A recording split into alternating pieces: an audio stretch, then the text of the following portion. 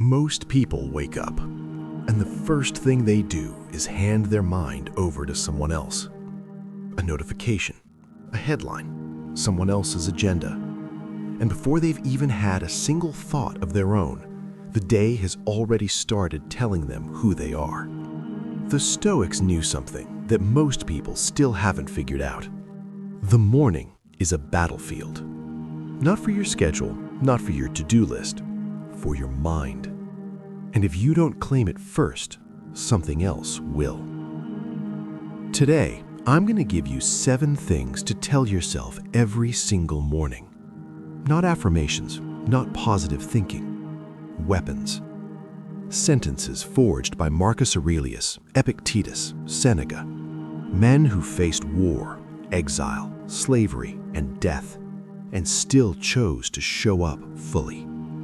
These 7 things will change what your mornings feel like. And when your mornings change, everything changes. Before we get into the 7 things, I need to ask you something. Think about the last time you had a truly great day. The kind where you felt clear, focused, like nothing could touch you. Now, how did that day start? I'll bet it didn't start with scrolling or stress or rushing. Something was different. Something in you was different before the day even began. The Stoics built an entire morning practice around one idea. You cannot control what the day brings, but you can control what you bring to the day. Marcus Aurelius, one of the most powerful men in human history, commanding an empire of 70 million people, started every single morning by talking to himself. Not because he was arrogant, because he knew that without deliberate mental preparation, the mind defaults to fear, distraction, and reaction. That's what we're doing today. 7 things to say, 7 mental positions to hold. Let's begin. Number 1, I am not my thoughts. I am the one watching them. Say this to yourself every morning. I am not my thoughts. I am the one watching them. You probably woke up this morning with thoughts already running. Anxiety about something you said, dread about something coming. That low-level hum of worry that never seems to fully stop. Most people think that is them. It isn't. Epictetus, a man born into slavery, who had his leg broken by his master and reportedly smiled through the pain, understood something profound. Men are disturbed not by things, but by the opinions about things. Your thoughts are not facts, they're patterns. Old programming from fear, childhood, trauma, comparison. But here's the thing that changes everything. If you can observe a thought, you are not that thought. You are the one doing the observing. And when you realize that, when you really feel it, a terrifying thought loses most of its power. Because the thought is weather, and you are the sky. Weather moves through, the sky stays. Tomorrow morning, before you check your phone, before you speak to anyone, say it out loud or in your mind. I am not my thoughts. I am the one watching them. And watch what happens to the anxiety that was trying to eat your morning. Number 2, this day will never come again. What will I do with it? Think about how many days you've already lived through. How many mornings that felt ordinary that you barely even remember. Now, here's something uncomfortable. The morning you're watching this video will also never come again. Marcus Aurelius wrote this in his private journal, Meditations, a book he never intended anyone to read. Confine yourself to the present. He wasn't talking about being relaxed. He was talking about being awake. Most people live in one of 2 places, the past, replaying what went wrong, or the future, worrying about what might. The present, this morning, this hour, this breath, is the only place where your life actually happens. You cannot live a single second of yesterday or tomorrow, not one. This moment is all you have ever had, all you will ever have. So ask yourself this question, out loud if you can. This day will never come again. What will I do with it? Not in a panic, not with pressure, with intention. The Stoics believed that a life of meaning isn't built in years, it's built in days. And days are built in mornings. This is yours right now. What are you going to do with it? We're through the first two, and the next one might be the most important of all. Number 3. The obstacle is the way. My problems are my training. Here's the thing about suffering that no one tells you. The Stoics didn't try to avoid it. They used it. Marcus Aurelius wrote this in his private journal, Meditations, a book he never intended anyone to read. The impediments to action advances action. What stands in the way becomes the way. Read that again.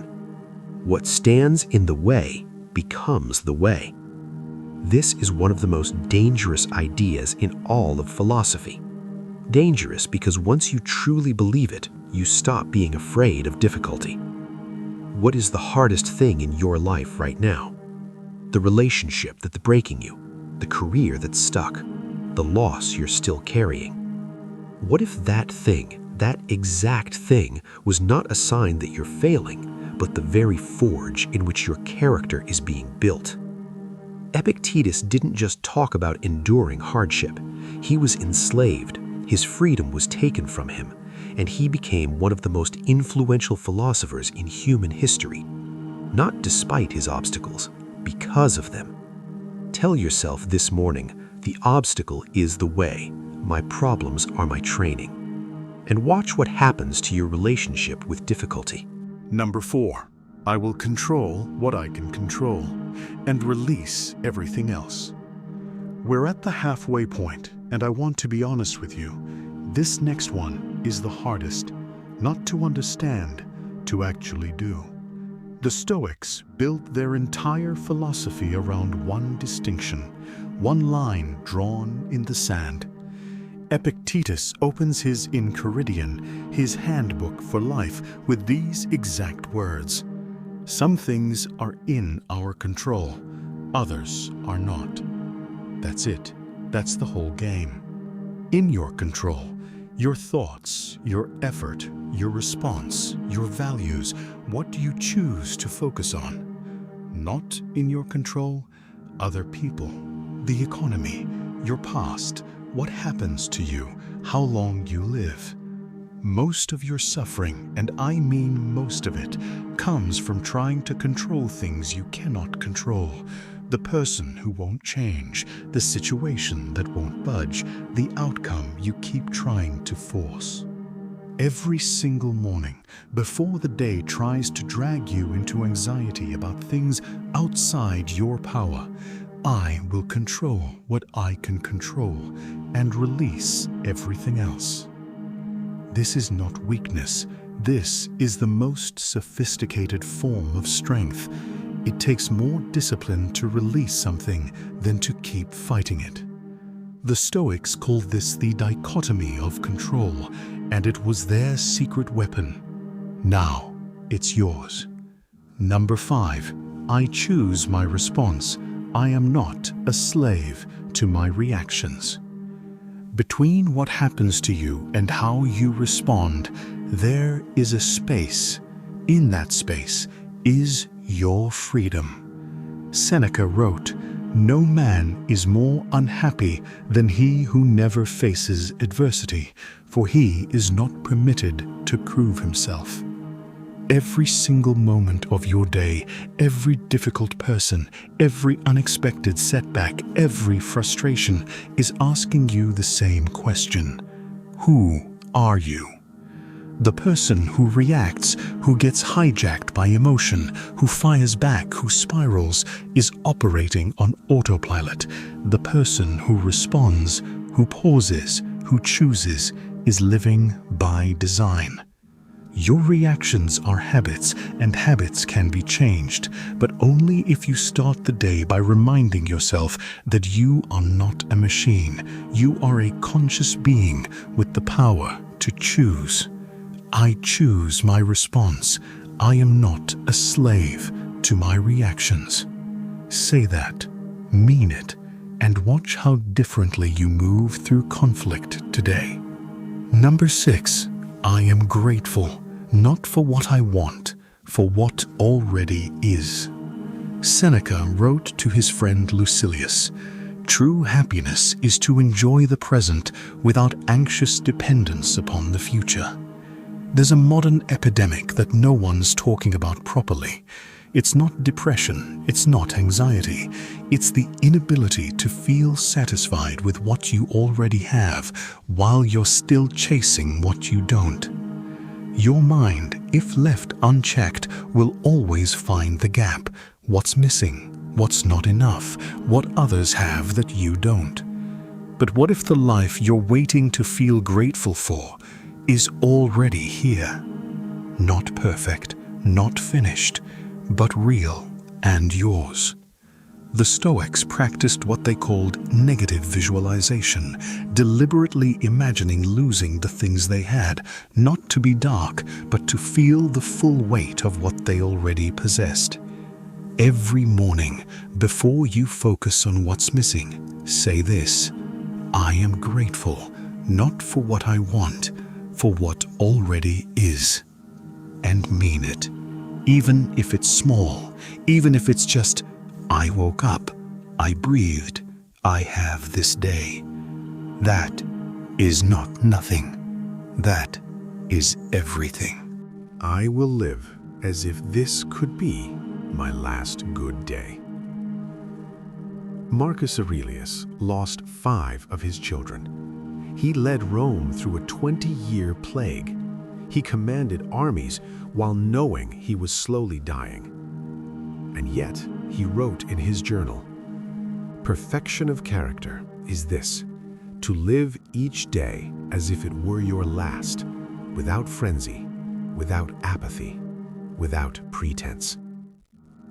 Not frantically, not in panic, but with full presence. There's a version of you, a version you've probably glimpsed before, who lives with everything turned on, who speaks with care because they know words matter, who shows up for people fully because they know time is not guaranteed, who doesn't waste the day on pettiness because they've done the math. What would you do differently today, right now, if you knew it was one of your last good ones? You don't have to answer that to anyone, but you do have to answer it to yourself. Every morning, before the world gets in, I will live as if this could be my last good day. Not in sadness, in purpose, in presence, in fire. 7 things, not a list, a morning armor. The Stoics didn't invent these ideas to be quoted on t-shirts or motivational posters. They invented them to survive, to face death, betrayal, loss, and empire, and still choose to be fully human. That is what you're being called to do. Not in Rome, not in war, in your morning, in your life, right now. If this video found you at the right time, if even one of these things cracked something open, share it with someone who needs it. And I'll see you tomorrow morning.